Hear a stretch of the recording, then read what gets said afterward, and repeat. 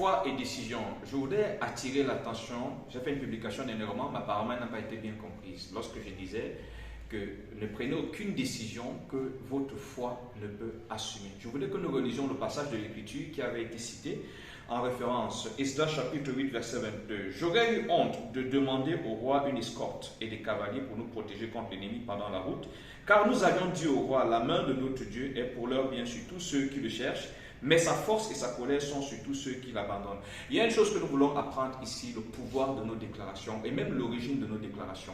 Esdras doit repartir pour reconstruire le temple. Il fait l'effort de faire des déclarations, n'est-ce pas, élogieuses à l'égard de son Dieu, au profit de son Dieu devant le roi. Et d'après ces déclarations, son Dieu est capable. Maintenant, cette déclaration que Esdras a faite suggère au roi qu'il n'a aucune préoccupation, qu'il n'a aucun souci. Voilà, donc il est en train de partir, se retrouve là. Et voilà, devant cette situation, il ne peut pas retourner voir le roi parce qu'il a déjà fait des déclarations. La situation d'Esdras, également, nous la vivons de nos jours. Il faudrait que nous comprenions que lorsqu'on a confiance en Dieu, on prend des positions fermes. On prend des positions fermes.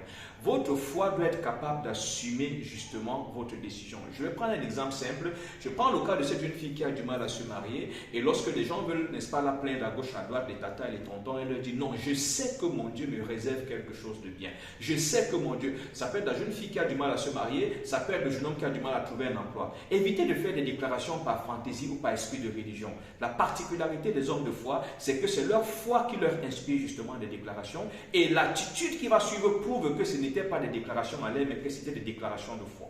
Donc, alors, la jeune fille va dire, je sais que le Seigneur me réserve un époux, quelque chose de bien. Le jeune homme va dire, je sais que j'ai un emploi, je ne suis pas vraiment quelqu'un sans avenir, sans issue. Une fois que vous l'avez dit, il serait bizarre qu'on vous voit encore vous apitoyer sur vous. Voilà pourquoi dans nos familles, on ne nous respecte pas. Dans vos familles, on ne vous respecte pas. On ne respecte ni votre foi, ni votre Dieu. Parce qu'on a l'impression que vous avez comme des pics, n'est-ce pas, des moments où des émotions vous emportent. Et c'est là qu'on a l'impression que vous êtes programmé par vos pasteurs, programmés dans les églises. La foi a la particularité de taire les oppositions. Allez voir. Lorsque David parle fermement à Saül, tandis que Saül essaie de le décourager à aller faire la guerre à Goliath, qu'est-ce qui se passe? Saül est désarmé, il ne parle plus. Et la suite donne raison à David. Et c'est là le problème.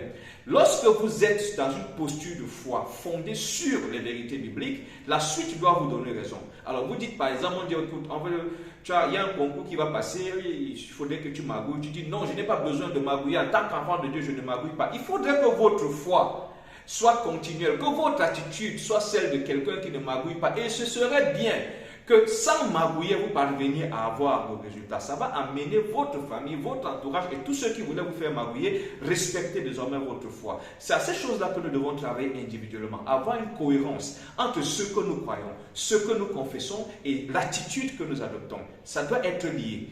Quelqu'un doit pouvoir avoir des prises de position qui partent de sa foi. Et la foi doit produire.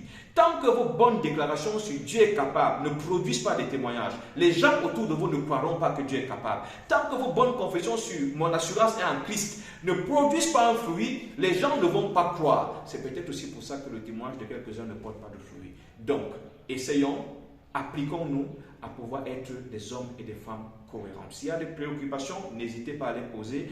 Nous restons disponibles. Mais en attendant, soyons fortifiés. Shalom.